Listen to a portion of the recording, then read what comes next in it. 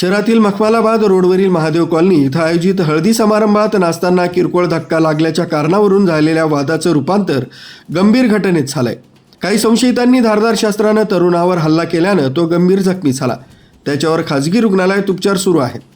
या प्रकरणी पंचवटी पोलिसांनी दोघांविरुद्ध खुनाच्या प्रयत्नाचा गुन्हा दाखल केला. अमोल धनराज कुमावत यांनी दिलेल्या तक्रारीनुसार कुमावत नगर येथील मनोहर अपार्टमेंटमध्ये मयूर कुमावत यांच्या घरी हळदीचा कार्यक्रम सुरू होता. नाचताना स्पर्श कुमावत यांचा एका अनोळखी तरुणाला धक्का लागला. यावरून त्या तरुणानं स्पर्शला शिवीगाळ करत मारहाण केली. उपस्थित नातेवाईकांनी हस्तक्षेप केल्यानंतर तो तरुण तिथून निघून गेला. काही वेळानं क्रांतीनगर येथील संशयित चंद्रभान गणपत चोथवे हा आपल्या एका साथीदारासह पुन्हा कार्यक्रम स्थळी आला. तुला ठारच करतो अशी धमकी देत चोथवेनं धारदार शस्त्र काढून स्पर्शच्या डाव्या बरगडीखाली वार केले.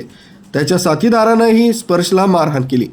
गंभीर जखमी अवस्थेत स्पर्श खाली कोसळला. त्यानंतर संशयितांनी उपस्थितांना धमकावत घटनास्थळावरून पलायन केलं. स्पर्श याला तात्काळ शासकीय जिल्हा रुग्णालयात दाखल करण्यात आलाय.